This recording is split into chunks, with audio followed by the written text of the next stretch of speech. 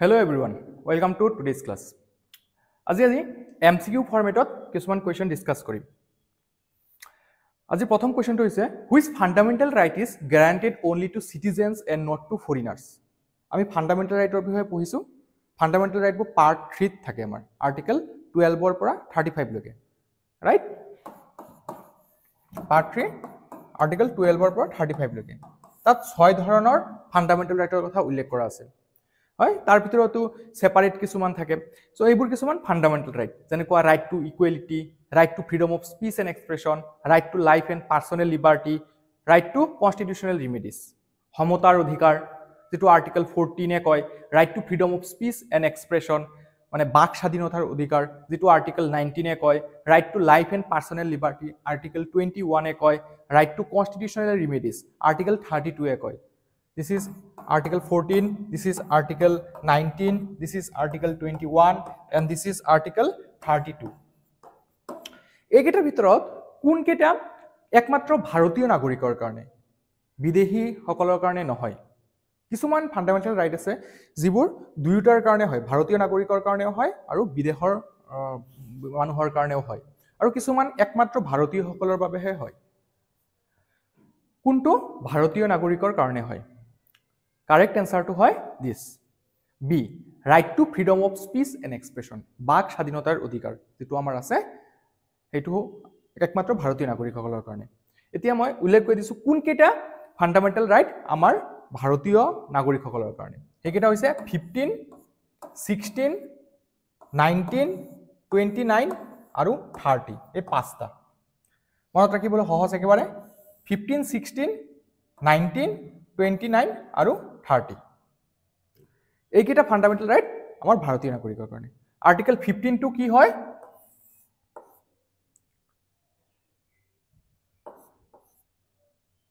prohibition of discrimination on grounds of discrimination on grounds of race, religion, caste, gender মানে কোনো discriminate হ'ব নালাগে কোনোবাৰ জাতি ধৰ্ম লৈ পেলাই কোনোবা মানুহ এজন আমাৰ ভাৰতত ডিসক্ৰিমিনেট হ'ব নালাগে সো হেতু কোনটো আৰ্টিকেলে কয় আৰ্টিকেল 15 ওকে আৰ্টিকেল 16 টু কি হয় Equal opportunity in matters of public employment. Equal opportunity in matters of public employment. In matters of public employment.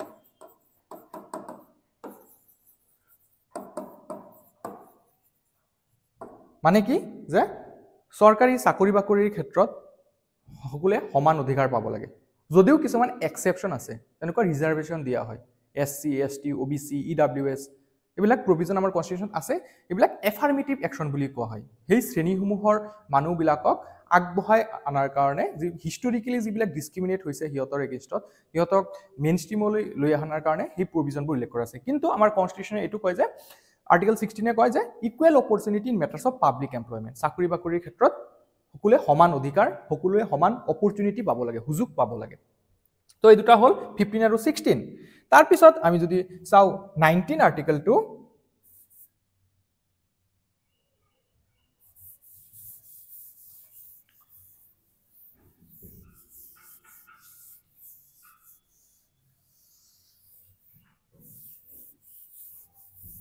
19 টু এটু আছিল right to freedom of speech and expression বাক স্বাধীনতাৰ অধিকাৰ আমাৰ কথা কোৱাৰ কোনো বাধা দিব নোৱাৰে আমাৰ যি ইচ্ছা আমি তাকে ক'ব পাৰো এক্সেপ্ট আমি দেহৰ এগেইনষ্টত বা কোনো ফৰেন কান্ট্ৰিৰ এগেইনষ্টত মাতিব নালাগে এনে আমাৰ যিকোনো কথা কোৱাৰ অধিকাৰ আছে হয় that is freedom of speech and expression তাৰপিছত 29 যেটো হয় এটো হয় Cultural and educational rights. Cultural and educational right of minorities. সাংস্কৃতিক আৰু শৈক্ষিক অধিকাৰ যিবিলাক মাইনৰিটি আছে লিংগুইষ্টিক মাইনৰিটি ভাষিকভাৱে যিবিলাক মাইনৰিটি সিহঁতক কিছুমান প্ৰভিজন আছে আমাৰ কনষ্টিটিউশ্যনত যে ছেফগাৰ্ড প্ৰভাইড কৰে কালচাৰেল এণ্ড এডুকেশ্যনেল ৰাইট আৰু আৰ্টিকল 30 যিটো সেইটো মাইনৰিটিসকলে কাৰণেই হয় সেইটোত এডুকেশ্যনেল ইনষ্টিটিউশ্যন ছেট আপ কৰিব পাৰে এডুকেশ্যনেল ইনষ্টিটিউট এডমিনিষ্টাৰ আৰু ছেট আপ কৰিব পাৰে এডমিনিষ্টাৰ কৰিব পাৰে সিহঁতৰ নিজৰ অনুযায়ী যেনেকুৱা মাদ্ৰাছাবোৰ চ' সেইটো আৰ্টিকল 30ত আহে চ' এই ৰাইট কেইটা 15 16 19 29 30 এইকেইটা আমাৰ অকল ভাৰতীয় নাগৰিকৰ কাৰণে অ'কে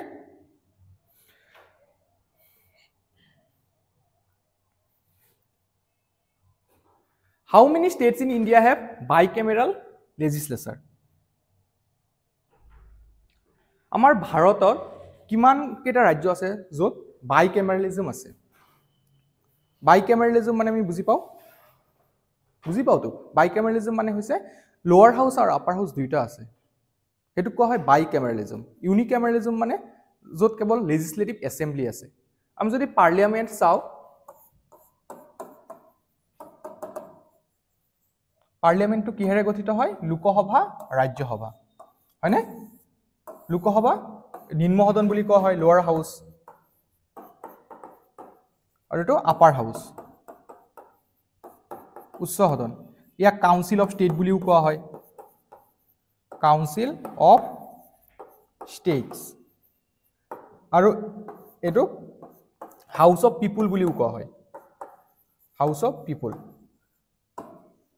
কিয়নো ডাইৰেক্টলি ইলেক্টেড হয় লোকসভাৰ মেম্বাৰবোৰ আৰু ৰাজ্যসভাৰ যিবোৰ মেম্বাৰ হয় এইবোৰ ডাইৰেক্টলি ইলেক্টেড নহয় ষ্টেট লেজিসলেটিভ এছেম্বলিৰ এমএলএ বিলাকে ৰাজ্যসভাৰ এমপি বিলাকক ইলেক্ট কৰে আমি ডাইৰেক্টলি ৰাজ্যসভাৰ ইলেকশ্যনত পাৰ্টিসিপেট নকৰো আমি পঠিওৱা এমএলএ বিলাকে ইহতেহে ৰাজ্যসভাৰ ইলেকশ্যনত পাৰ্টিসিপেট কৰে আৰু লোকসভাৰ ইলেকশ্যনত আমি ডাইৰেক্টলি পাৰ্টিসিপেট কৰো এইকাৰণে এটো হাউচ অফ পিপল বুলি কয় এটো কাউন্সিল অফ ষ্টেট এটো ষ্টেটৰ পৰা যায় প্ৰতিটো ষ্টেটৰ পৰা এটা নিৰ্দিষ্ট সংখ্যা আছে সেই অনুযায়ী পঠিয়ায় যেনেকৈ আমাৰ অসমৰ পৰা 7 জন মেম্বাৰ যায় ৰাজ্যসভালৈ আৰু লোকসভালৈ 14 জন মেম্বাৰ যায় ওকে আৰু এটা কথা পাৰ্লিয়ামেণ্ট বুলিলে কিন্তু আমি লোকসভা আৰু ৰাজ্যসভাই নুবুজো লগতে কিন্তু তাত প্ৰেসিডেন্টও থাকে ঠিক আছে প্ৰেসিডেন্টও তাৰ ইনক্লুড হয় প্ৰেসিডেন্ট লোকসভা ৰাজ্যসভা এই তিনটা মিলি পেলাই আমাৰ পাৰ্লিয়ামেণ্টটো গঠিত হয় এনে হসৰাসৰ আমি এটো বুজি পাও যে লোকসভা আৰু ৰাজ্যসভাই পাৰ্লিয়ামেণ্ট ৰাইট এটো আমাৰ আৰ্টিকল 79 এ কয় মই কথাটো ক'ব গৈ আছো যেনেকৈ আমাৰ লোকসভা ৰাজ্যসভা থাকে দুটা সদন থাকে তেনেকুৱা ৰাজ্যবোৰতো কিছুমান ৰাজ্যত দুটা সদন থাকে লেজিসলেচাৰ থাকে এটা হৈছে লেজিসলেটিভ এছেম্বলি আৰু এটা হৈছে লেজিসলেটিভ কাউন্সিল লেজিসলেটিভ এছেম্বলি ষ্টেটৰ ক্ষেত্ৰত কৈ আছো দেই লেজিসলেটিভ এছেম্বলি আৰু লেজিসলেটিভ কাউন্সিল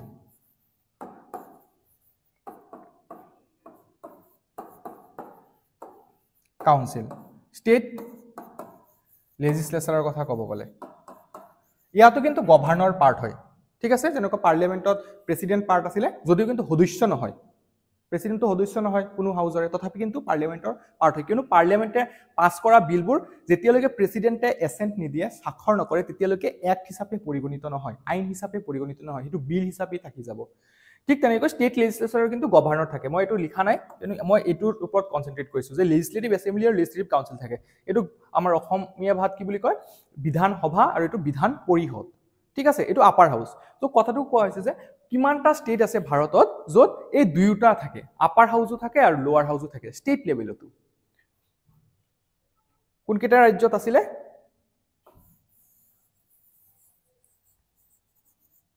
কোন কেইটা ৰাজ্যত আছিলে আমাৰ ইয়াত অন্ধ্ৰ প্ৰদেশ হয়নে Telangana Andhra Pradesh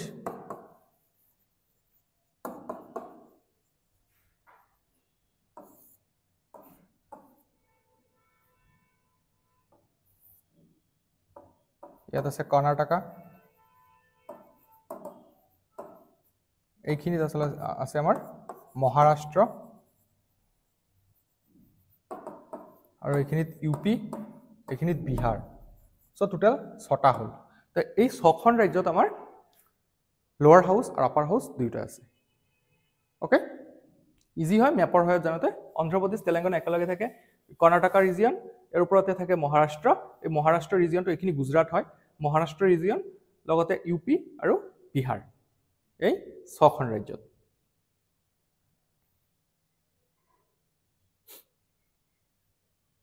The Right to Education Act guarantees free and compulsory education for children aged.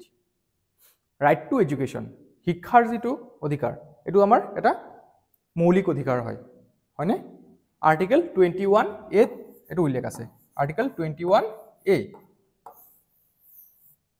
Right? যেটো কিমান নম্বৰ সংশোধনীৰ দ্বাৰা আনা হৈছিলে? 86তম 86 কনস্টিটিউশনাল এমেন্ডমেন্ট এক্ট। আৰ্টিকেল 21 যেটো হয় এটো right to life and personal liberty, জীবনৰ অধিকাৰ যেটো হয়, পাৰ্সোনাল লিবাৰ্টিৰ অধিকাৰ, এটো আৰ্টিকেল 21 কয়। তাৰ তলতে 21A ক্যাপিটাল লেটাৰত আছে, গতিকে কোনো এটা সংশোধনীৰ দ্বাৰা আনা হৈছে, সেই সংশোধনী হৈছে 86 নম্বৰ সংশোধনীৰ দ্বাৰা। এতিয়া কথাটো হৈছে তাৰ আন্ডাৰত এই ৰাইট টু এডুকেশ্যন এক্ট এটা পাস কৰিছে পাৰ্লিয়ামেন্টে কিমান চনত? Right to education act pass কৰা হৈছিলে 2009 চনত, 2009। কিমান বছৰ বয়সলৈকে ফ্ৰী আৰু কম্পালসৰি এডুকেশ্যন প্ৰভাইড কৰাৰ কথা কোৱা হৈছে? 6 to 14 ইয়াৰ্স, হয়, 6 পৰা 14 বছৰ বয়সলৈকে।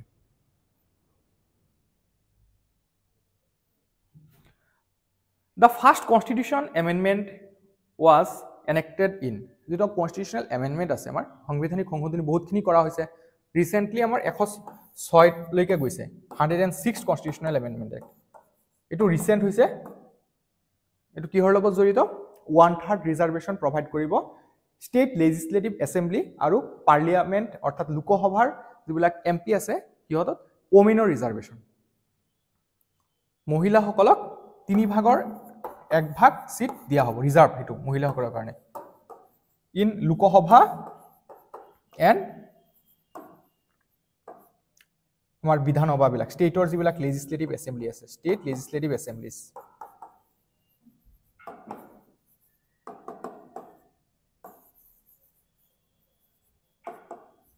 ষ্টেট লেজিসলেটিভ, ওকে, 3/1 এটো 106 নম্বৰ সংশোধনী।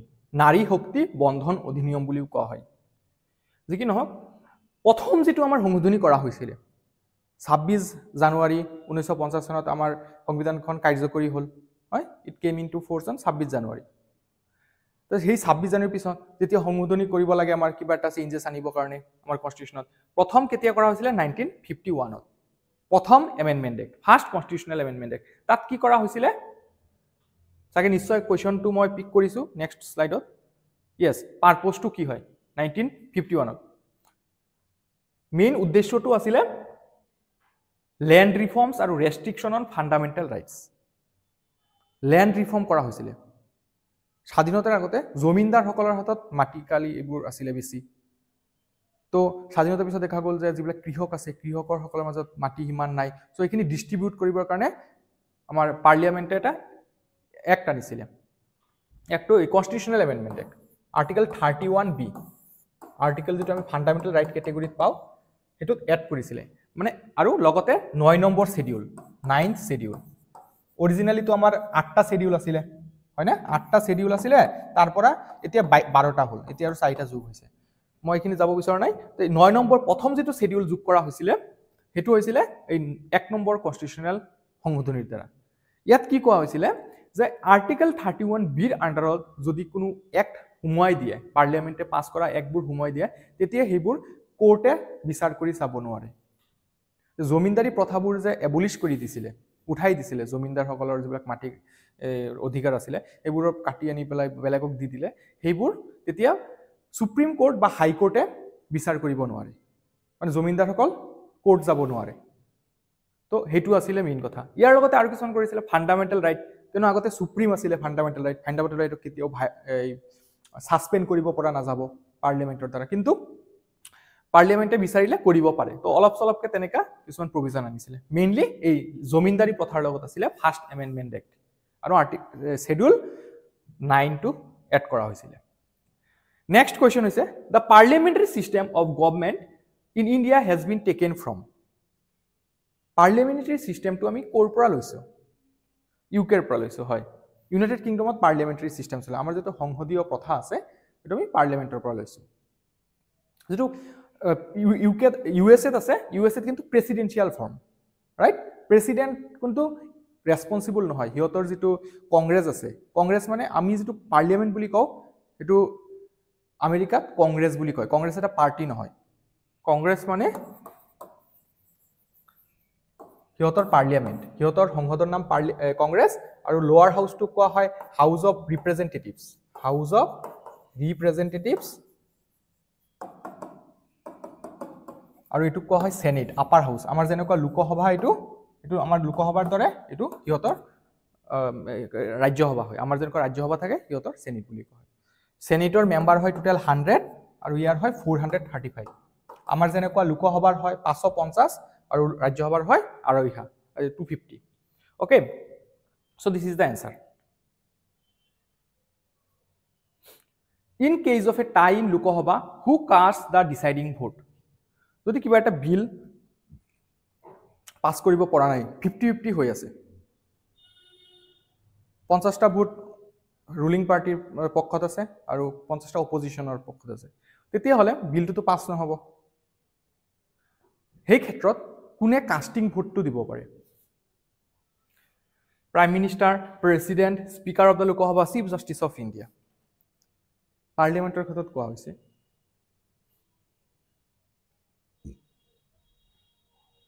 লোকসভাৰ যেতিয়া কিবা এটা বিল উঠোৱা হয়, বিলটো 50-50 হৈ আছে, কোনে কৰিব পাৰিব? Speaker of the Lok Sabha. কিয়নো লোকসভাৰ স্পীকাৰজন MP হয়। MP আগতে MP ইলেকশ্যন খেলে, তাৰপিছতহে লোকসভালৈ যাব পাৰে। তাৰপিছত এটা ইলেকশ্যনৰ দৰে হয়, লোকসভাৰ যিবিলাক MP আছে চবেই এটা ইলেকশ্যনত পাৰ্টিচিপেট কৰে, সেই তাৰ মাজৰ পৰা এজনক স্পীকাৰ হিচাপে নিৰ্বাচন কৰে। যেনেকুৱা বৰ্তমানৰ আমাৰ স্পীকাৰজনৰ নাম কি? ওম বিৰলা, হয়? তো যেতিয়া লোকসভাত এনে কিন্তু প্ৰথম অৱস্থাত ভোটদান নকৰে লোকসভাৰ স্পীকাৰে, কিন্তু যেতিয়া টাই হৈ যায় তেতিয়া লোকসভাৰ স্পীকাৰজনে ভোট কৰিব পাৰে।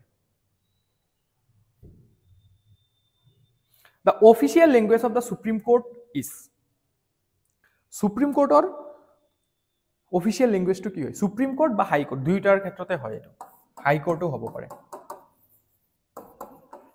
হিন্দী, ইংলিছ, ৰিজনেল লেংগুৱেজ, সংস্কৃত।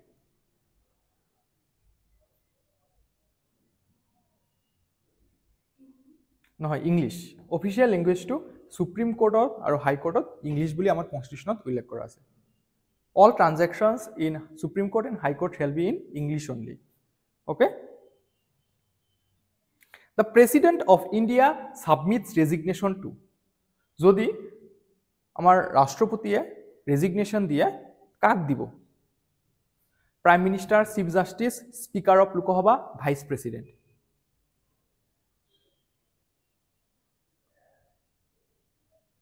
উপৰাষ্ট্ৰপতিজনক দিব।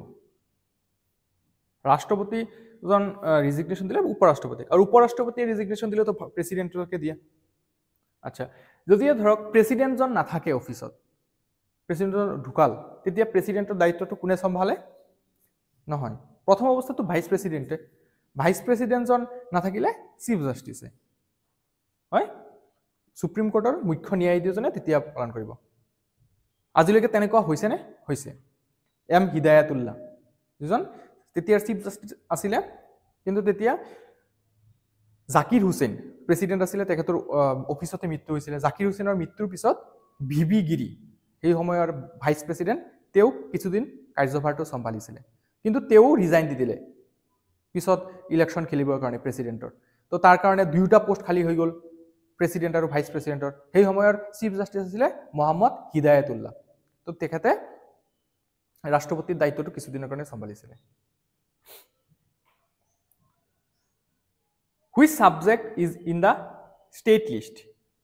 আমি লিষ্ট কিছুমানৰ কথা পঢ়ি থাকোঁ, কোনটো শেডিউলত থাকে? 7 number schedule, schedule 7। List 1 union list, list 2 state list, আৰু লিষ্ট 3 কনকাৰেণ্ট লিষ্ট, হয়? লিষ্ট 1ত যিবিলাক ছাবজেক্ট থাকে সেইবোৰৰ ওপৰত পাৰ্লিয়ামেণ্টে ল বনাব পাৰে, লিষ্ট 2ৰ ওপৰত ষ্টেটে বনাব পাৰে, ষ্টেট লেজিসলেচাৰে, আৰু লিষ্ট 3 দুয়োটাৰে অধিকাৰ আছে। চ' ইয়াৰ ভিতৰত কোনটো ষ্টেট লিষ্টত আছে?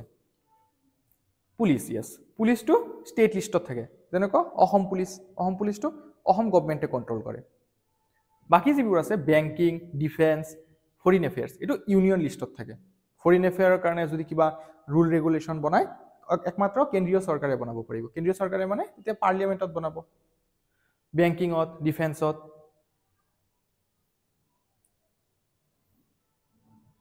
The reservation of scheduled castes and scheduled tribes in Lok Sabha is provided under which article? Lok Sabha aru Lok Sabhat amar jitu SC aru ST hokolor karone reservation thake kisuman seat parliamentary seat reserved thake to kuntu article ot etu ullekh kora asile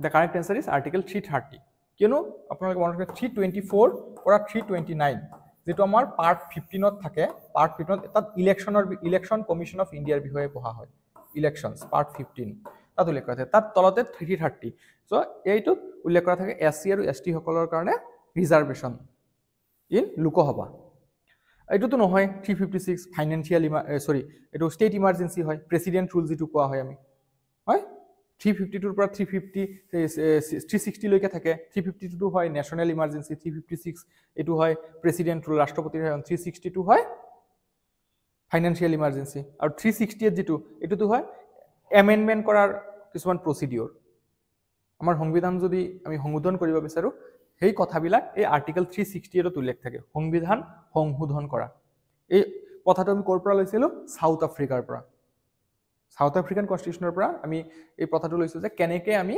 সংবিধান সংশোধন কৰিব পাৰো right আজি একদম সবে লাষ্টৰ এটো নালাগে সো আপোনালোকে এলিমিনেট কৰি পেলাইও এনসাৰটো লিয়াব পাৰে under which article is the annual budget presented in parliament এতিয়া প্ৰতি বছৰে ফেব্ৰুৱাৰী 1 তাৰিখে ইউনিয়ন বাজেটটো উত্থাপন কৰা হয় হয়নে পাৰ্লিয়ামেন্টত সো কোনে কৰে ফাইনান্স মিনিষ্টাৰে হয় কোনটো আৰ্টিকেলৰ আন্ডাৰত বাজেটটো উত্থাপন কৰা হয় article 110 article 112 article 114 and article 117 The correct answer is 112 very important মনত ৰাখিব ইয়াত কিন্তু বাজেট বুলি নকয় হা এই বাজেট শব্দটো আমাৰ সংবিধানত নাই এনুৱেল ফাইনান্সিয়াল ষ্টেটমেন্ট বুলি কয় annual financial statement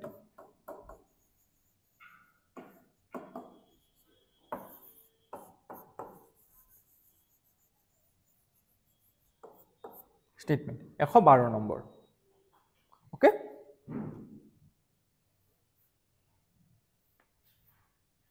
how many schedules are there in Indian constitution আমি পঢ়িয়ে থাকো আনসাৰটো হয় 12 মানে অৰিজিনালি 8টা আছিল তাৰ পিছত আৰু 4টা এড কৰা হৈছে 9 নম্বৰটো হৈ গল আমাৰ জমিনদাৰী প্ৰথা এবলিশ কৰিছিল হয়নে সো হেতু ল্যান্ড ৰিফৰ্মৰ লগত জড়িত তাৰ পিছত 10 নম্বৰটো হয় এন্টি ডিফেকশন ল এটা পাৰ্টিৰ পৰা আন এটা পাৰ্টিলৈ যাতে শিফট কৰিব নোৱাৰে এই কথাটো তাত উল্লেখ আছে 11 schedule to পঞ্চায়তৰ লগত জড়িত 12 schedule to municipalityৰ লগত জড়িত how many parts are there in the Indian constitution part কেটা আছে schedule আৰু part schedule originally আছিলে 8টা originally 8টা আছিলে বৰ্তমান presently 12টা আছে part যদি আমি চাও originally আমাৰ constitution originally মানে যেতিয়া constitution টো বনোৱা হৈছিল তেতিয়া কেতিয়া আছিল 22টা পার্ট আছিল 22টা বর্তমান আছে 25টা the correct answer টো হ'ব 25 okay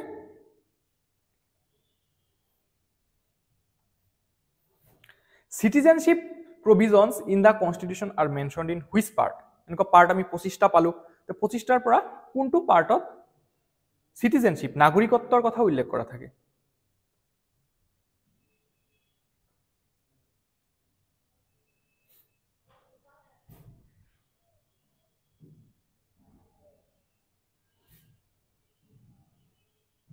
পাৰ্ট 1 ত কি থাকে ইউনিয়ন পাৰ্ট 1 ত ইউনিয়নৰ বিষয়ে উল্লেখ থাকে ইউনিয়ন আমাৰ ভাৰতৰ ৰাজ্য সংঘ এইবোৰৰ কথা উল্লেখ থাকে আৰ্টিকেল 1 ৰ পৰা 4 লৈকে পাৰ্ট 2 তাত কি থাকে সিটিজেনশিপৰ কথা থাকে নাগৰিকত্ব citizenship 5 to 11 part 3 to fundamental right মৌলিক অধিকাৰ আৰ্টিকেল 12ৰ পৰা 35 পাৰ্ট 4 যিটো থাকে এইটো কি হয় DPSP directive principles of state policy মানে ৰাষ্ট্ৰৰ নিৰ্দেশনাত্মক নীতি 36ৰ পৰা 51 লৈকে এইখিনি থাকে সো আমি পাৰ্ট 2ত পাও সিটিজেনশিপৰ কথা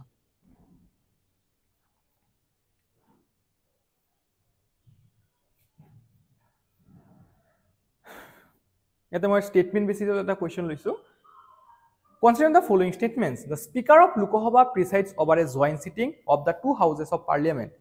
যদি Lok Sabha আৰু Rajya Sabha একেলগে বহে তেতিয়া হলে সেই হাউজত কোনে সভাপতিত্ব কৰিব এনেতো নৰমালি Lok Sabha থাকিলে Lok Sabha স্পিকাৰ থাকে আৰু Rajya Sabha Rajya Sabha chairman থাকে Rajya Sabha চেয়াৰম্যান জন কোন হয় উপৰাষ্ট্ৰপতি হয় নে ভাইস প্ৰেসিডেন্ট জনে Rajya Sabha চেয়াৰম্যান হয় যেনেকৈ বৰ্তমান আমাৰ কোন Jagdeep Dhankhar Lok Sabha speaker জন ওম বিৰলা কিন্তু যদি ধৰক Lok Sabha Rajya Sabha একেলগে বহিলে আন্ডাৰ আৰ্টিকেল 108 108 নম্বৰ আৰ্টিকেলত আমাৰ উল্লেখ কৰা আছে 108 ইয়াত কোৱা হয় যে জয়েন্ট সিটিংৰ প্ৰভিজন আছে যদি দুটা বিল পাস হ'ব পৰা নাই there is a deadlock place হৈ আছে টাই হৈ আছে তো Lok Sabha যেটো পাস কৰি দিছে Rajya Sabha মানা নাই তো সেই ক্ষেত্ৰত জয়েন্ট প্ৰভিজনৰ কথা আমাৰ কনস্টিটিউচনে কৈছে কোনটো আৰ্টিকেলত আছে এটো চালু আমি এতিয়া কৈছে হেই যদি জয়েন্ট সিটিং হয় তেতিয়া কোনে সভাপতিত্ব কৰিব স্পিকাৰ জনে কৰে মানে Lok Sabha যিজন স্পিকাৰ থাকিব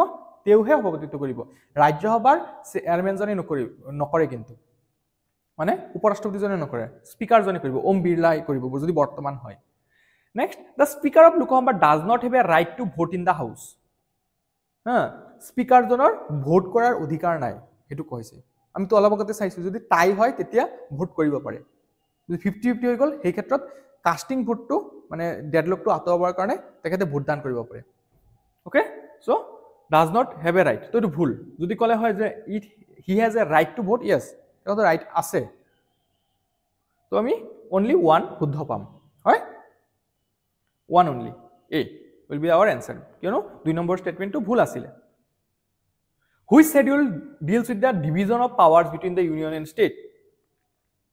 এটা আমি পঢ়িয়ে থাকো কিমান number schedule division of power কথা উল্লেখ থাকে যে state list union list concurrent list 7th schedule no 7th schedule 8th schedule to language official language যেটা আছে আমাৰ ভাৰতত টোটাল কিটা আছে official language 22 টা অৰিজিনালি 14 টা আছিল বৰ্তমান 22 টা আছে ইয়াত অফিশিয়াল ল্যাঙ্গুয়েজবোৰ থাকে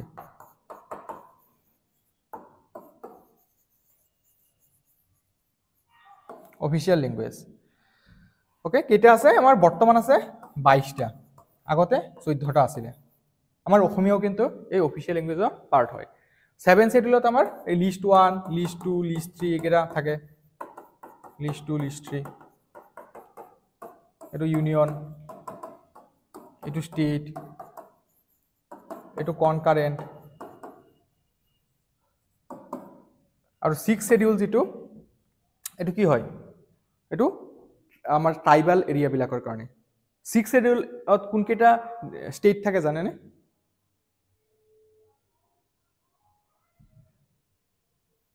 6 শিডিউল আসাম মেঘালয়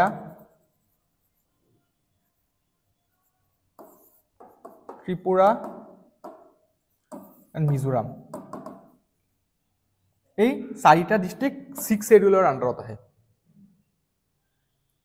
হয় এই 6 শিডিউলৰ আন্ডাৰতে আমাৰ BTAD that is Bodoland territorial area district তাৰপিছত north Cachar autonomous council Karbi Anglong autonomous council এইবোৰ গঠন কৰা হৈছে আমাৰ অসমত তিনটা 6 শিডিউল এৰিয়া ডিস্ট্ৰিক্ট আছে আমাৰ অসমত আৰু এনেকুৱা মেঘালয় ত্ৰিপুৰা মিজোৰাম তো আমি ম্যাপটো ভালদৰে জানিলে গম পাম মেঘালয় ত্ৰিপুৰা মিজোৰাম এই চাৰিটা ৰাজ্যৰ কাৰণে 6 শিডিউল উল্লেখ আছে তো কোৱেশ্চনটো আহিব পাৰে যে কোনটো ৰাজ্য নহয় আৰু বাকি কিছুমান দি দিব ইয়াত যেনেকৈ অৰুণাচল প্ৰদেশ আছে নাগালেণ্ড আছে মণিপুৰ আছে ইয়াত মণিপুৰ নাগালেণ্ড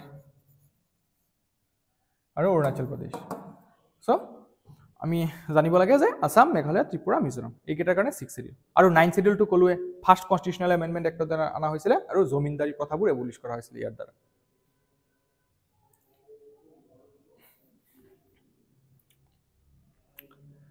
হাউ লং কেন দ্য ৰাজ্যসভা মেম্বাৰ্ছ ছাৰ্ভ ৰাজ্যসভাৰ MP সকল কিমান দিনৰ কাৰণে থাকে মানে কাৰ্যকালটো কিমান 4 বছৰ 5 বছৰ 6 বছৰ পাৰ্মানেন্ট বডি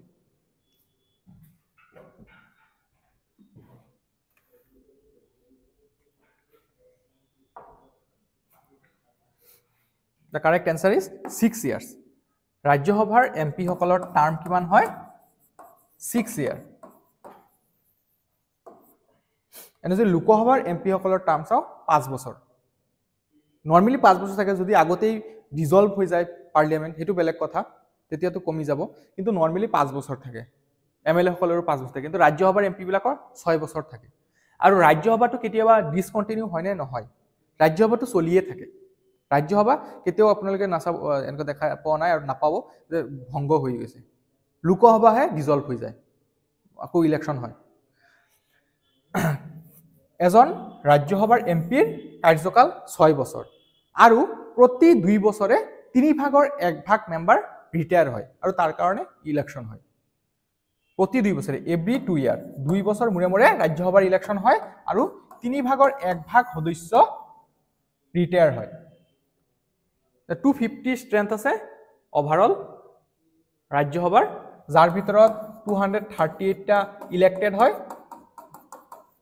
হয় আৰু 12 টা প্ৰেসিডেন্টে নমিনেট কৰে ৰাষ্ট্ৰপতিয়ে নমিনেট কৰিব পাৰে আৰ্ট সায়েন্স এনেকুৱা ধৰণৰ কিছুমান স্পেশাল ফিল্ডত ওকে সো তেনেকৈ চলি থাকে 2 বছৰ মুৰে মুৰে ইলেকশন 3 ভাগৰ 1 ভাগ বাকি বিলাকটো থাকিয়ে যায় সো এই কাৰণে এটো চলিয়ে থাকে ডিসকন্টিনিউ পাৰ্মানেন্ট বডি হয় এইটো অপশন চাই পেলে যদি কয় যে ৰাজ্যসভা পাৰ্মানেন্ট বডি হয় নে নাই হয় পাৰ্মানেন্ট বডি হয় ৰাজ্যসভা কিন্তু ইয়াত কৈছে যে ৰাজ্যসভাৰ এমপি সকলৰ কথা তো এমপি সকলৰ 6 বছৰ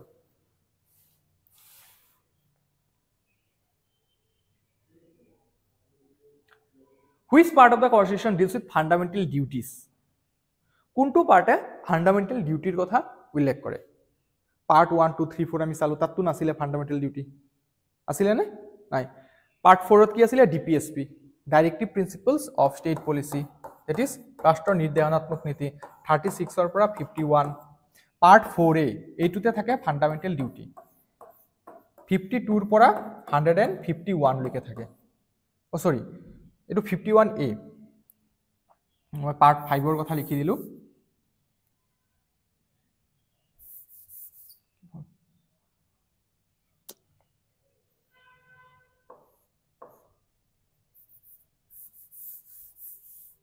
Fundamental duty 51A okay part 3 তে আমাৰ থাকে স্টেটৰ বিষয়ে উল্লেখ থাকে সৰি ইউনিয়ন সংঘ ইউনিয়ন 52 ৰ পৰা 151 আৰু পাৰ্ট 6 ত state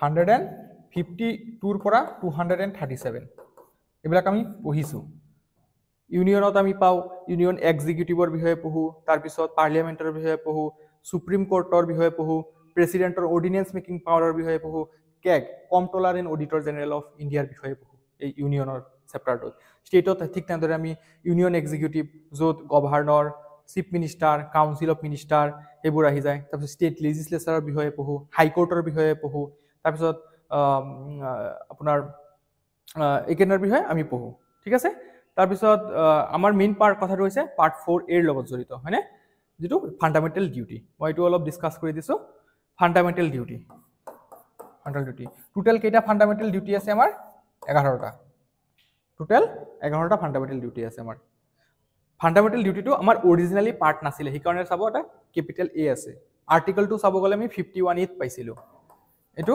42nd amendment actor 42 number সংশোধনীৰ দ্বাৰা আমাৰ কনস্টিটিউশনৰ পাৰ্ট কৰা হৈছিল কনস্টিটিউশনাল এমেন্ডমেন্ট এক্ট 1976 কোনটো কমিটিৰ ৰেকমেন্ডেশনত শৰণ সিং কমিটিৰ ৰেকমেন্ডেশনত কোৱেশ্চনবোৰ সদায় আহে ইয়াৰ পৰা শৰণ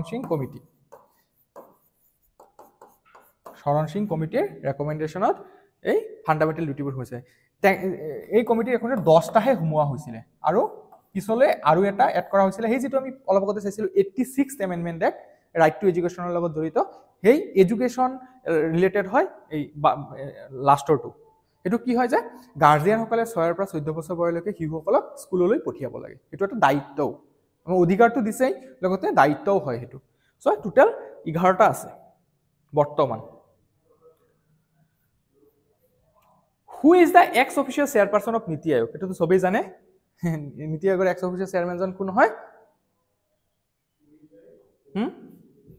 প্ৰাইম মিনিষ্টাৰ নীতি আয়োগ মানে কি হয় national institution for transforming India planning commission যেটো আছিল আমাৰ পঞ্চবাৰ্ষিক পৰিকল্পনাবোৰ ইমপ্লিমেন্ট কৰিছিল আগতে হেতু ৰিপ্লেস কৰি পেলাই নীতি আয়োগ গঠন কৰা হৈছিল কিমান চনত 1 জানুৱাৰী 2015 1 জানুৱাৰী 2015 চনত এই নীতি আয়োগে প্লেনিং কমিশন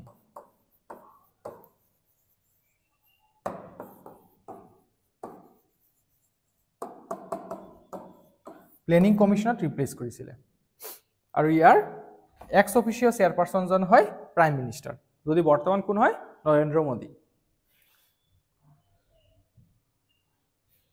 ইয়াৰ কাম কি যে কোঅপাৰেটিভ ফেডাৰেলিজম ৰাজ্য আৰু কেন্দ্ৰৰ মাজত সম্পৰ্ক ভাল কৰা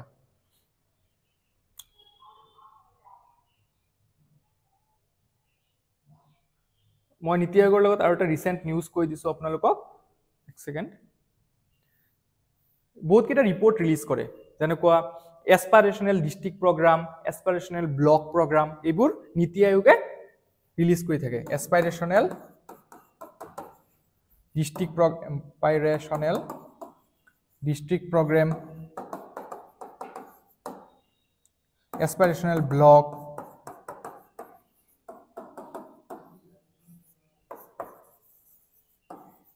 ইত্যাদি কিছুমান পলিসি হিয়তে লৈ থাকে ইয়াৰ উপৰি ৰিসেন্টলি ফিস্কাল হেলথ ইনডেক্স এটা ৰিলিজ কৰিছে কাৰেন্ট এফেয়াৰ হয় এটো হেলথ ইনডেক্স 2025 এটো টপ কৰিছে উড়িষ্যাই ফিস্কাল হেলথ ইনডেক্সত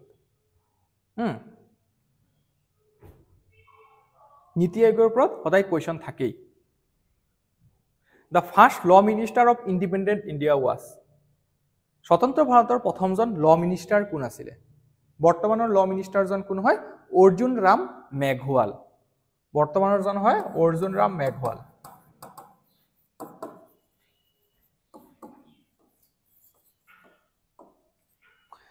স্বতন্ত্ৰ ভাৰতত কোন আছিল প্ৰথমজন লয়াৰ ল মিনিষ্টাৰ তেখেত হয় বি আৰ আম্বেদকাৰ জৱাহৰলাল নেহৰু কোন আছিল প্ৰথম প্ৰাইম মিনিষ্টাৰ লগতে ফৰেন মিনিষ্টাৰো আছিল বিদেশ মন্ত্ৰীও আছিল ইয়াৰ লগতে সৰ্দাৰ বল্লভভাই পেটেল তেখেত কোন আছিল প্ৰথম হোম মিনিষ্টাৰ আৰু ডেপুটি প্ৰাইম মিনিষ্টাৰো আছিল তেখেত ডেপুটি প্ৰাইম মিনিষ্টাৰো আছিল আৰু হোম মিনিষ্টাৰো আছিল আৰু ৰাজেন্দ্ৰ প্ৰসাদটো জানে প্ৰেসিডেন্ট আছিল right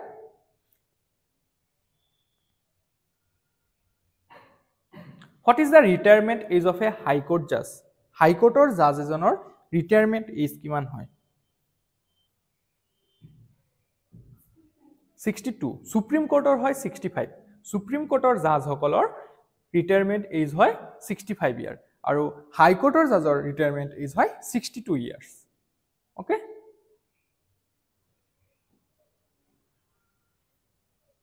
Which article gives special provisions to Nagaland?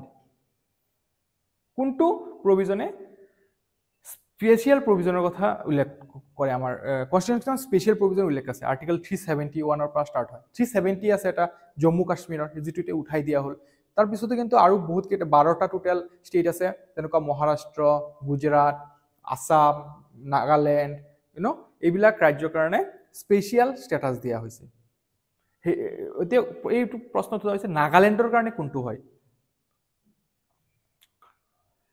নাগালেণ্ডৰ কাৰণে হয় 371A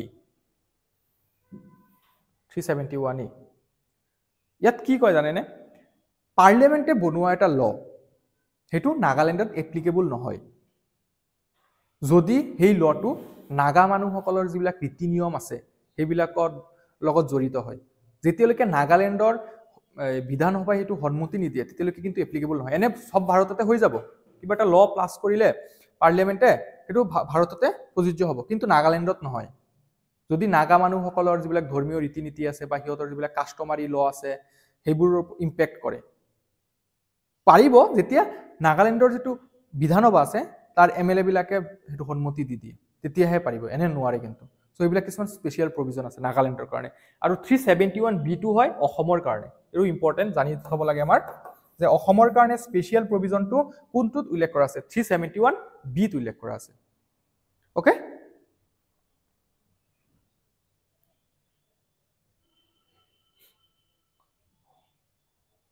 The minimum number of members required to hold a Lok Sabha session is Lok Sabha session eta চলাব হলে মিনিমাম কিমান মেম্বাৰ লাগে এজন বা দুজন আজি এমপি আহিছে হেতু কাৰণে সেশন চলাব নোৱাৰিব লোক সভাৰ স্পিকাৰে তাৰ কাৰণে মিনিমাম 10 ভাগৰ 1 ভাগ সদস্য উপস্থিত থাকিব লাগে যিমান স্ট্ৰেংথ আছে লোক সভাৰ তেনেকৈ ধৰক 550 আছে ন টোটাল স্ট্ৰেংথ যদিও 545 এতিয়া মেম্বাৰ হয় কিন্তু হাইয়েষ্ট আমাৰ কিমান থাকিব পাৰে 550 এই 550 10 ভাগৰ 1 ভাগ মানে 55 টা হ'ব 550 ইনটু 1/10 তো 55 আৰু ৰাজ্য সভাৰ ক্ষেত্ৰত হলে 250 ম্যাক্সিমাম হয় সো 25 সো মিনিমাম 55 জন লোকসভাত থাকিব লাগে আৰু ৰাজ্য সভাত 25 জন থাকিব লাগে তেতিয়াহে মিটিং এটা কৰিব পাৰে মিটিং মানে সেশনটো কৰিব পাৰে so answer to was C 1/10 of the total members when were the first general elections of India held প্ৰথম general election বুলি কি বুজো আমি লোকসভা ইলেকশন হয় আজিলৈকে কেইটা লোকসভা ইলেকশন হৈছে বৰ্তমান যেটো লোকসভা চলি আছে এটো কিমান number Lok Sabha 18 number 18th Lok Sabha চলি আছে বৰ্তমানৰ যেটো 18th লোকসভা যেটো 2024 ত পৰা আৰম্ভ হৈছে ন 2029 লৈকে যাব লাগে এতিয়া এটো যদি আগতে ৰিজলভ হৈ যায় বেলেগ কথা কিন্তু 5 বছৰ টাৰ্ম হয় এটো হয় 18 নম্বৰ লোকসভা ওকে প্ৰথম জেনাৰেল ইলেকশনটো কেতিয়া হৈছিল 1951 52 ত হৈছিল হয় 51 52 এটো বহুত দীঘলীয়া এটা প্ৰসেস আছিল প্ৰায় অলমোস্ট 100 দিন সময় লাগিছিল ইলেকশন কন্ডাক্ট কৰোতে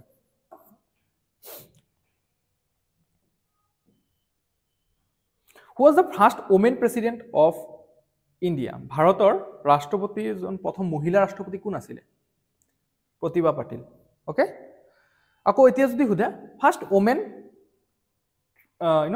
ট্ৰাইবেল প্ৰেসিডেন্ট দ্ৰৌপদী মুৰ্মু বৰ্তমানৰ যিজন আমাৰ প্ৰেসিডেন্ট হয় তেখেত হয় ট্ৰাইবেল সকলৰ প্ৰথম আকৌ যদি প্ৰথম ট্ৰাইবেল প্ৰেসিডেন্ট কোন হয় তেতিয়া কিন্তু আৰু এজন হ'ব কে.আৰ. নাৰায়ণন ফাৰ্স্ট ওমেন প্ৰেসিডেন্ট হয় প্ৰতিভা পাটিল তাৰপিছত যদি ফাৰ্স্ট ট্ৰাইবেল ওমেন আমি দ্ৰৌপদী মুৰ্মু বৰ্তমান আমাৰ ৰাষ্ট্ৰপতিজন দ্ৰৌপদী মুৰ্মু আৰু যদি ট্ৰাইবেল সকলৰ পৰা কোনোবা প্ৰেসিডেন্ট হৈছে নেকি তেতিয়া কে.আৰ. নাৰায়ণন 1998 চনত আছিল Narayanan কে.আৰ. Narayanan okay so this will be the answer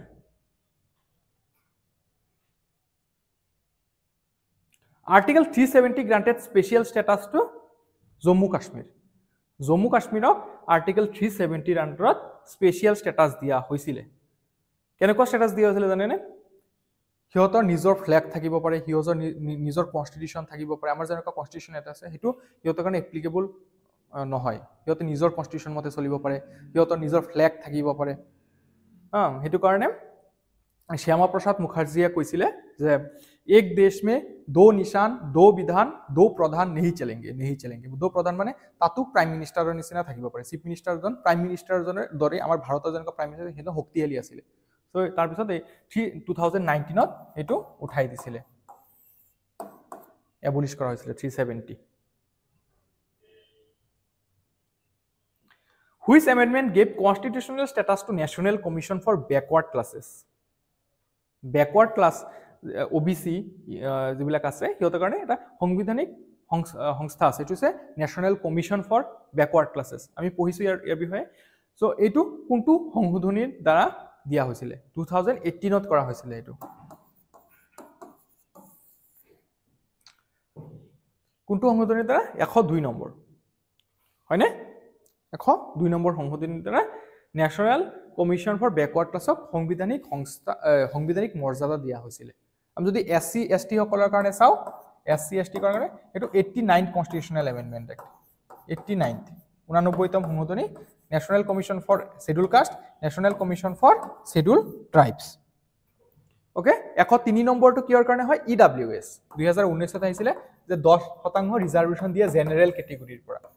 general কেটেগৰীৰ যিবিলাক মানুহ থাকে যিহঁতৰ আয় 5 লাখ টকাতকৈ কম আছে আৰু কিছুমান ক্ৰাইটেৰিয়া আছে মাটি বাৰী লৈ পেলাই, সেইবিলাক ফুলফিল কৰিলে EWS প্ৰভাইড কৰে। ওকে, 104th এমেণ্ডমেণ্ট, ইয়াৰ দ্বাৰা কি কৰা হৈছিলে? এই যিটো আমি চাই থাকোঁ SC ST সকলৰ কাৰণে ৰিজাৰ্ভেশ্যন থাকে হয় লোকসভাত, চ' এইটো আৰু 10 বছৰৰ কাৰণে ইনক্ৰিজ কৰা হৈছিলে। এনেকৈ 10 বছৰকৈ ইনক্ৰিজ কৰি গৈ আছে স্বাধীনতাৰ পিছৰ পৰা। B.R. আম্বেদকাৰে যেতিয়া লিখি গৈছিলে সংবিধানখন, তেতিয়া কৈছিলে যে এইটো ৰিভিউ কৰিব, এনে কোনো টাইমিং দিয়া নাছিলে যে ইমান সময়ৰ কাৰণে চলিব, এইটো পাৰ্লিয়ামেণ্টে এক্সটেণ্ড কৰিব পাৰে। তো পাৰ্লিয়ামেণ্টে এক্সটেণ্ড কৰিবৰ কাৰণে এমেণ্ডমেণ্ট আনিব লাগে। তো এই 104 নম্বৰৰ দ্বাৰা 2030লৈকে ইনক্ৰিজ কৰা হৈছে। 2030লৈকে এতিয়া মানে SC ST সকলৰ কাৰণে পাৰ্লিয়ামেণ্ট অৰ্থাৎ লোকসভাত স্পেচিফিকেলি ৰিজাৰ্ভ থাকিব seat. The chief justice of high court is appointed by, হাইকোৰ্টৰ চিফ জাষ্টিছজনক কোনে এপইণ্ট কৰে? এপইণ্টমেণ্টৰ ওপৰত কুৱেশ্যন আহে সদায়।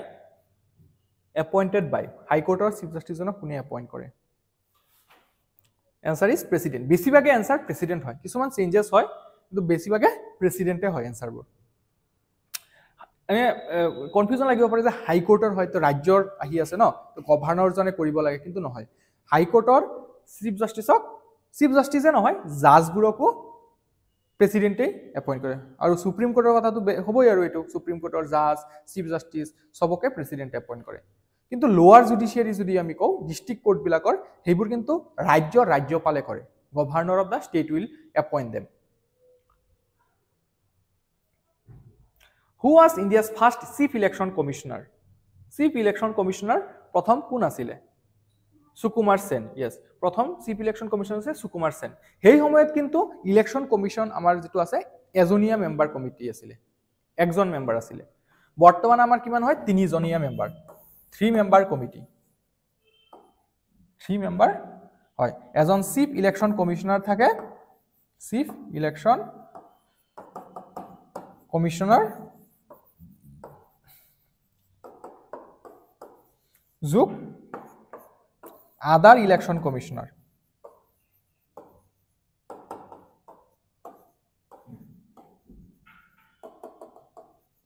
আদাৰ ইলেকশ্যন কমিশ্যনাৰ। চ' এইটো বৰ্তমানৰ ষ্ট্ৰেংথ। এইটো কিমান চনৰ পৰা হৈছে জানেনে? 1989ত প্ৰথমবাৰ 3জনীয়া মেম্বাৰ কৰা হৈছিলে। এইটো প্ৰেচিডেণ্টে কৰিব পাৰে, নাম্বাৰটো ইনক্ৰিজ। আৰু তাৰ আগতে একজনীয়া মেম্বাৰে আছিলে। আৰু 1950 চনৰ যেতিয়া 25 তাৰিখে 25 জানুৱাৰী 1950 চনত election commission of India establish কৰা হৈছিলে। এষ্টাব্লিছড ওৱান, আৰু সেইটো কাৰণে আমি ভোটাৰ ডে হিচাপে পালন কৰোঁ 25 জানুৱাৰীটো, ভোটাৰ ডে। অ'কে, চ' প্ৰতি বছৰে এটা থিম দিয়া হয়। এই বছৰৰ থিমটো আপোনালোকে চাই ল'ব, এই বছৰৰ থিমটো কি হয়। তেনেকুৱা ৰিচেণ্ট এক্সামবিলাকত সোধে, আপকামিং এক্সামবিলাকতো আপোনালোকে পাব। অ'কে, বৰ্তমানৰ যিজন হয় চিফ ইলেকশ্যন কুমাৰ, তেওঁ হয় ৰাজীৱ কুমাৰ। আৰু 2জন ইলেকশ্যন কমিশ্যনাৰ আছে। তো চিফ ইলেকশ্যন কমিশ্যনাৰজন ফেব্ৰুৱাৰী 18 তাৰিখে অফিচ এৰিব, তাৰপিছত নতুন এজন চিফ ইলেকশ্যন কমিশ্যনাৰ হ'ব। আপোনালোকে নিউজবিলাক চাই থাকিব। How many types of writs can the supreme court issue? কিমান ধৰণৰ ৰিট ইছ্যু কৰিব পাৰে সুপ্ৰিম কোৰ্টে? টোটেল কেইটা আছিলে? আৰ্টিকেল 32ৰ আণ্ডাৰত ইছ্যু কৰে ন? 5টা হয়। কি আছিলে? হেভিয়াছ কৰ্পাছ,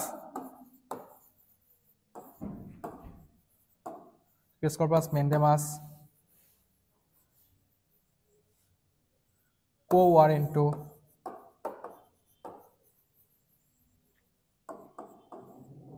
চাৰ্টিঅৰাৰি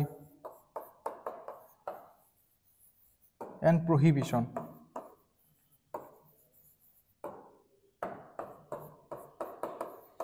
এই 5 ধৰণৰ ৰিট ইছ্যু কৰিব পাৰে। হেভিয়াছ কৰ্পাছটো কি হয়? যেতিয়া কাৰোবাক ইলিগেলি ডিটেইন কৰে, তেতিয়া সুপ্ৰিম কোৰ্টে তেখেতক ৰিলিজ কৰিব ক'ব পাৰে। ইলিগেলি ডিটেইন কৰিলে সেইটো হয় হেভিয়াছ কৰ্পাছ। আৰু এইটো চবতকৈ ইম্পৰ্টেণ্ট ৰিট হয়, এইটো বালৱাৰ্ক বুলিও কোৱা হয়। চ' মেইন মানুহ গোটেইকেইটাৰ ভিতৰত চবতকৈ ইম্পৰ্টেণ্ট এই হেভিয়াছ কৰ্পাছ। মেণ্ডেমাছ মানে কাৰোবাক আদেশ দিয়া। অ'কে, সুপ্ৰিম কোৰ্টে যদি আদেশ দিয়ে। কো ৱাৰেণ্টটো এইটো কেতিয়া ইছ্যু কৰে? যেতিয়া কোনোবা সোধে যে কোনোবা ইলিগেলি কোনো এটা পাব্লিক অফিচ অকুপাই কৰি আছে চাৰ্টিঅৰাৰি এইটো যেতিয়া কয় যে কোনো এটা কোৰ্টৰ পৰা আন এটা কোৰ্টলৈ কেছ এটা ট্ৰান্সফাৰ কৰা প্ৰহিবিশ্যন মানে কোনো এটা কোৰ্টক বাধা দিয়া যে আপোনালোকে বাউণ্ডাৰী ক্ৰছ কৰিছে আপোনালোকে বাউণ্ডাৰী ক্ৰছ নকৰিব সেইবোৰ প্ৰহিবিশ্যন তো এৰ ওপৰত ক্লাস দিয়া আছে আপোনালোকে চাব পাৰে মেইনলি পাঁচটা ৰিটে আমাৰ উল্লেখ আছে আৰু পাঁচটা ৰিট আৰ্টিকেল 32 ৰ আন্ডাৰত ইস্যু কৰিব পাৰে আৰু এই কাৰণে আৰ্টিকেল 32 টো heart and soul of the constitution বুলি কোৱা হয় কেতিয়াবা এই কোৱেশ্চনটো আহে যে কোনটো আৰ্টিকেলক ভাৰতীয় সংবিধানৰ আত্মা আৰু হৃদয় বুলি কোৱা হয় হাৰ্ট এণ্ড সোল বুলি কোৱা কোনে কৈছিলে কথাষাৰ বি আৰ আম্বেদকাৰে ওকে ফান্ডামেন্টাল ৰাইট ভায়োলেট হলে আমি ডাইৰেক্টলি সুপ্ৰিম কোৰ্ট এপ্ৰোচ কৰিব পাৰো আৰ্টিকেল 31 ৰ আন্ডাৰত which article is called the heart and soul মই কোৱেশ্চনটো দিছো যে কোনটো হয় আৰ্টিকেল 32 ইয়াৰ আন্ডাৰতে কিন্তু সুপ্ৰিম কোৰ্টে এই পাঁচটা ৰিট ইস্যু কৰে আৰু হাই কোৰ্টে যদি হুদে 226 পাৰ্থক্যটো কি হয় জানেনে 32 আৰু 226 ৰ মাজত সুপ্ৰিম কোৰ্টে কেৱল ফান্ডামেন্টাল ৰাইট ভায়োলেট হলেহে যদি মৌলিক অধিকাৰবোৰ খৰ্ব কৰা হৈছে সাসপেন্ড কৰা হৈছিল ধৰক ষ্টেটৰ দ্বাৰা তেতিয়া সুপ্ৰিম কোৰ্ট যাব পৰা যায় কিন্তু হাই কোৰ্টে এই ৰিটবোৰ পাঁচটা ৰিট যে লিখিছিল এই ৰিটবোৰ বেলেগ কাৰণতে ইস্যু কৰিব পাৰে আদাৰ পাৰপজেস বেলেগ কাৰণতো কিন্তু ইস্যু কৰিব পাৰে হাই কোৰ্টে ঠিক আছে আৰু হাই কোৰ্টে কিন্তু ৰিফিউজ কৰিব পাৰে যে আপোনাৰ যেটো এফআই কৰিছে কমপ্লেইন কৰিছে হেতু নামানিব পাৰে কিন্তু সুপ্ৰিম কোৰ্টে ৰিফিউজ কৰিব নোৱাৰে হেতু সুপ্ৰিম কোৰ্টে এন্টাৰটেইন কৰিবই ৰিফিউজ কৰিব নোৱাৰে সো এই দুটাই মেইন ৰিজন পাৰ্থক্য হয় সুপ্ৰিম কোৰ্টৰ আৰু হাই কোৰ্টে ৰিট ইস্যু কৰোতে how many fundamental rights are there in the Indian constitution আমাৰ মেইনলি কেইটা ফান্ডামেন্টাল রাইট আছে ছটা আছে কি আছে ফান্ডামেন্টাল রাইট যদি চাও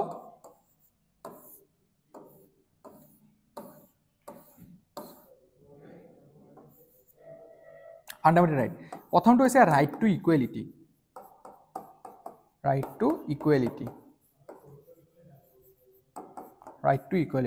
আৰ্টিকেল 14 ৰ পৰা 18 লৈকে থাকে ওকে তাৰ পিছত ৰাইট টু ফ্ৰীডম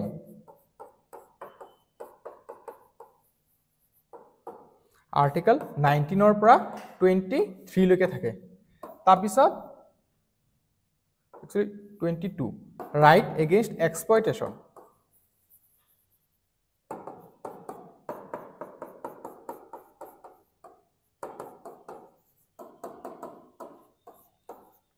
eto 22 22 23 24 তাৰ পিছত right to freedom of religion so eto thumai do right to freedom of religion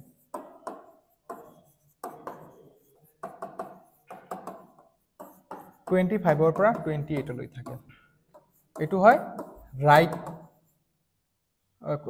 educational and cultural rights লিখি দিছো rights educational and cultural rights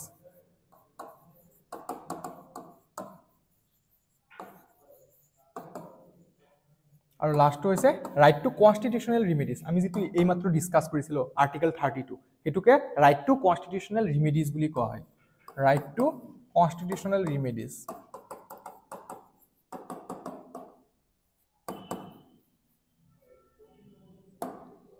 এইকিটা লিখা নাই 25 28 এটো 29 আৰু 30 আৰু এটো 32 এটো আমি ডিসকাস কৰিছো মেইনলি এই ছটাই আছে ৰাইট টু ইকুৱেলিটি আৰ্টিকেল 14 ৰ পৰা 14 18 তেনেকুৱা ৰাইট টু ইকুৱেলিটি আৰ্টিকেল 14 এ কয় ইকুৱেলিটি বিফৰ ল তাৰ পিছত আৰ্টিকেল 15 আমি কি চাইছিলো যে যেছে prohibition of discrimination on grounds of race religion caste gender etcetera এইবিলাকৰ বিৰুদ্ধে কোনো ডিসক্ৰিমিনেট হ'ব নালাগে আৰ্টিকেল 16 টো কি আছিল যে equality of opportunity in matters of public employment article 70 আছিল যে আনটাচেবিলিটি দূৰ কৰা যেটো উচ্চ নিচৰ ভেদাভেদ আছিল দলিত সকলক চুব নোৱাৰে এনেকুৱা ধৰণৰ বিলাক কথা আছে 17 আৰ্টিকেল 18 এ কয় যে টাইটেল এবলিশ কৰা কোনেও টাইটেল ৰাখিব নোৱাৰে জমিনদাৰ বিলাকে যেনেকুৱা ৰাজা মহাৰাজা টাইটেল এইবিলাক দিব নালাগে তো এখিনি আছিল আমাৰ right to equality right to ফ্ৰীডমত আমি পাও 19 ৰ পৰা 22 লৈকে আৰ্টিকেল 19 এটো হয় ৰাইট টু ফ্ৰীডমত আমি তাত মেইনলি হেৰি পাওঁ 6টা ফ্ৰীডম আছে হয়নে right to freedom of speech and expression